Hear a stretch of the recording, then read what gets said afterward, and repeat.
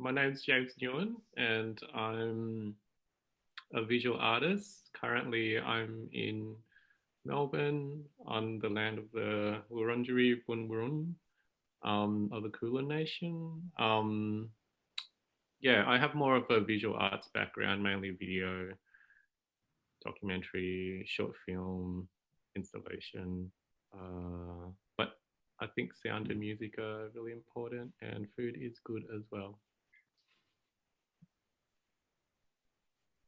Cool. That's me. And Yeah, so my name is Danica. I'm a guitarist and improviser, and I'm very excited to be a part of this project because it's definitely getting me through this lockdown. And it's been really interesting to try out a lot of new things that I wouldn't have otherwise. And for example, my set being quite exposed and having a go at solo guitar without a band behind me.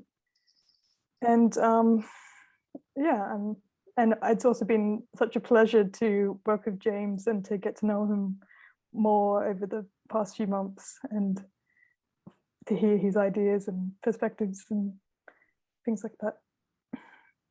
well, that's great that you said that, because my first question is actually, how did you find collaborating with each other? Because I know that you both didn't know each other, and I sort of manufactured and forced you both to work together for this project. So how did that go about, and how did it help balancing and bouncing your ideas off each other?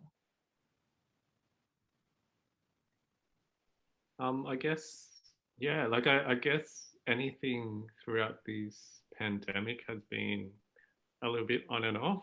And I have to admit that and be really honest that, yeah, like sometimes I'm just like really into it. Like the conversations that I have had with Danica are really amazing, and yeah, they keep me going. But then, being in like I don't know, multiple, I don't know, unpredictable lockdowns. Like, yeah, sometimes it just gets you down, and sometimes I have kind of like dropped out a little bit. And I think it's just part of kind of like the collaborative process. Sometimes you you roll and like it escalates, and then other times you're like, I don't want to see people or look at people. I just want to like eat cookies on the couch. Yeah, it's been really nice, really lovely. And I think that because I've never had anything to do with film or this kind of production ever, and I haven't thought deeply about it either. So it's been incredibly interesting for me to I think that sometimes as a musician, we're in our musician bubbles where all of our friends are musicians, and that's the perspective you get, at least for me. And I'm really excited to have the opportunity to sort of branch out into more of the arts in visual, and I hope to do more of that in the future too. So it's been really lovely. And I know for you as well, as your first time working in filming and recording yourself, which was super cool, because I know you went out and you bought your own camera and microphone for the first time. So how was it for you for your centerpiece, which is the kind of the main dish or the main like course for this whole experience? How was it kind of figuring out what you wanted to perform, choosing the pieces you wanted to premiere, and also choosing to remix some old classical repertoire? Yeah, it definitely changed a lot what I pictured at the beginning for my set and what it ended up becoming. And yeah, I found it very difficult actually to do everything by myself, which wasn't the original plan, but it ended up like that because of the situation. But I'm, to see the positive side, it's been really great. Buying some new gear, trying to learn it, and I think that's, yeah, it's just cool to gain some new skills as well and just learn. So it's good. Amazing. I'm so excited for everyone to see your performances and your productions. And coming out of that, you've both also worked on a collaborative piece, which was the entree piece. So I thought, well, I should ask more about Sleet in My Eyes, because I don't really know that much information about how it came to be in the form that it is going to be presented. Yeah, like I guess I always start with kind of like pointing the camera around. Like it's actually a really nice thing to do. It just helps me be in a place and really absorb kind of like the atmosphere around me, by kind of like processing my experience through the lens of the camera, and like processing my interaction or my perspective of the world through this machine, which is like a really fun thing to do. I don't know, like to me, I think like in a way, it's kind of like playing music, but maybe different because I guess it is. But yeah, so like for me, I just love the idea of kind of like playing with the camera and kind of like start to have that experience of, you know, when you're waking up and you're not really paying any attention to anything, and having a camera really does help you kind of like focus on movement, sound, light, and kind of yeah, just kind of like a waking up in the morning. It's kind of like a really boring thing, but it's kind of nice during COVID when you kind of have the time to do that kind of stuff, I think. Yeah, and so I started filming, and then I walked to the train station, and I couldn't go past my 5 kilometers, so I just stood and watched the trains, and then and then I sent the footage to Danica to make it make sense. It's quite beautiful though, because then you get like the rhythm of life of just kind of seeing everything move past from one particular point. So Danica, how did you react to James's anthology of footage?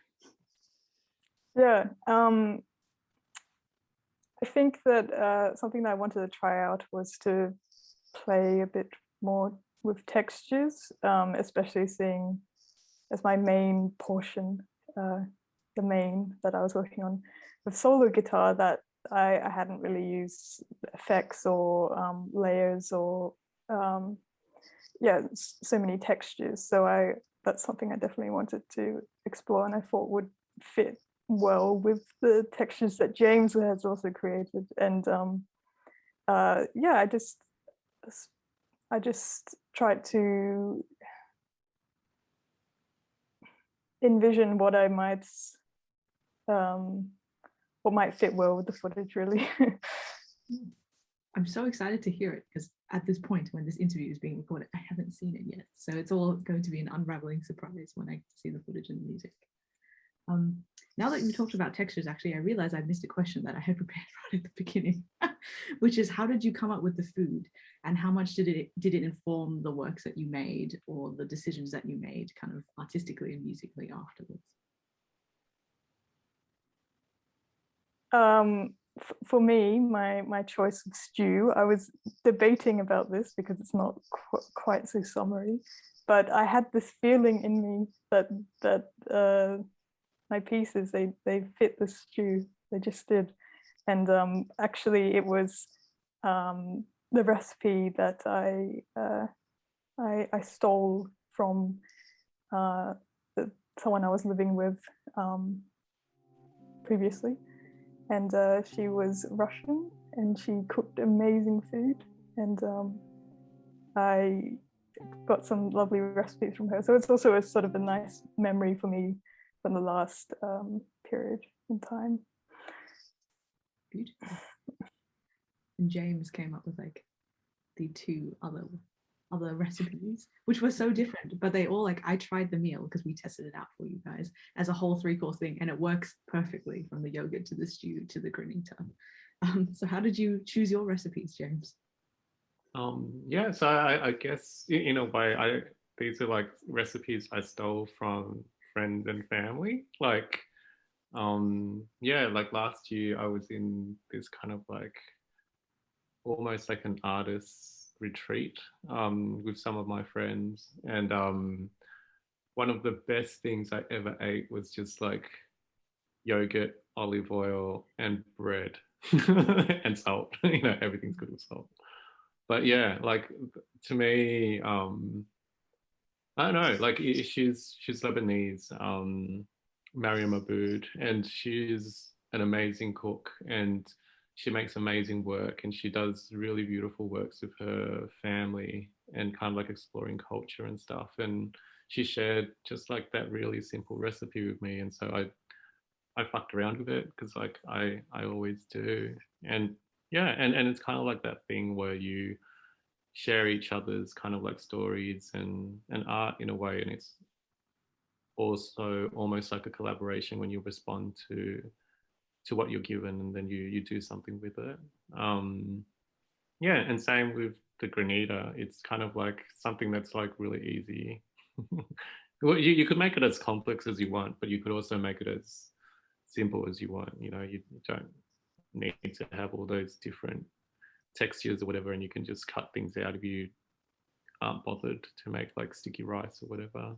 But yeah, that's part of it. It's kind of that thing where yeah, you make it however you want and you do it according to your taste and your feeling at that time. And I don't know, food, art, music, it's all like really much the same thing, I think. Yeah. It's just yeah. Creating and then sharing it together, which I hope many people right now are eating while they're watching this. Fingers crossed. So please correct me if I'm wrong, but when I was reading all your notes and things like that, I assumed that the arc, kind of, if there's such a thing, the arc of your three pieces and of the meals themselves kind of have a story. So you're waking up in the morning, learning to see through the lens of the camera, and then you have this amazing spectacle of performance and all of Danica's remarkable brand new works that she's premiering in the middle, kind of during the day. And then does flight mode, the video work that you're presenting, James, kind of represent this kind of dreamscape at the end of the day, perhaps? Yeah, like I think you know, when you make art, you can just like slot it and you can just like bullshit your way through to make a story. But yeah, there is kind of like that beauty of kind of like taking turns, and it's kind of like a relay, and over a day is like something that's really nice, I guess. What do you think, Danica? I hadn't thought of the story in that way, but I like it. And I sort of agree with James in that, yeah, you can sort of put the ideas together in your head to see it differently. And that's also really lovely. I felt like, weirdly enough, even though we hadn't spoken about it, the film that James you put together for the entree, I felt like it did really share the same mood as my main and my guitar pieces. And funnily enough, my first piece, Somnambulist, I mean, the sort of sleepwalking aspect, I feel like also fits in by accident to the material you've put together as well. Just from the title. Yeah, no, like I feel that in a way we're all in a state of suspended sleep, or you know, you're not, you have all this time and chance to sleep, but you kind of don't. And so you're like pandemic zombies. There's something that's actually just like really normal of what we're doing, I think. Like as artists and musicians, we're just reflecting on kind of like our experiences right now. Mm-hmm. And coming out of that, I have a bit of a weird question for both of you. Do you have any advice for other young, or any, not necessarily young, but any other artists and musicians who are just now learning how to, well, just now, or are having to learn how to navigate these digital spaces and digital modes of presenting while collaborating? I would like some advice myself as well.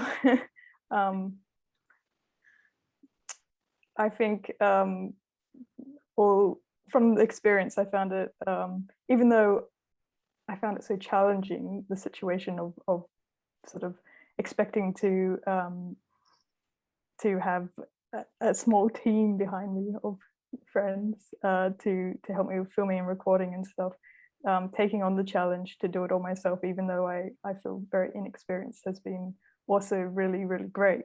So I think that taking the opportunity to learn somehow, even if it's really challenging, I think that can be a really great thing to take out of it, out of a tricky situation. Yeah, like I think yeah, going on from what Danica said, like I think that journey and that inquiry and those questions and kind of like learning, that whole process is actually more important than what you come out with. Because lots of times, you know, like you make art and you have all these expectations of what it should be, but what it should be actually isn't that relevant. Like the almost kind of like the artwork and the people around you tell you what you should be making. And that whole process of learning is really beautiful. And you just ride with it, you know, like why resist that and try and force the art making process into something that you want rather than just, you know, go along with it and then it'll teach you like a million things that you would not expect. Like, what a total treat.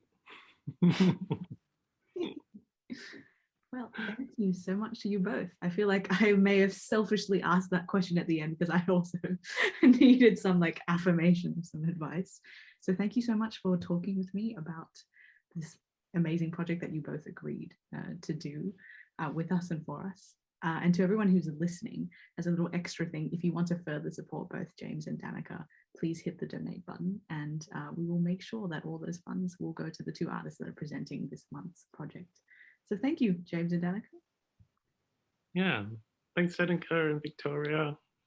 You're so wonderful. Thanks so much. Yeah, and all the hard work that you and Daniel do, and just to get this going, it's amazing. Oh, it's been a joy. Well, it's great because we get to work with people like you. Yeah. Yay. Yeah.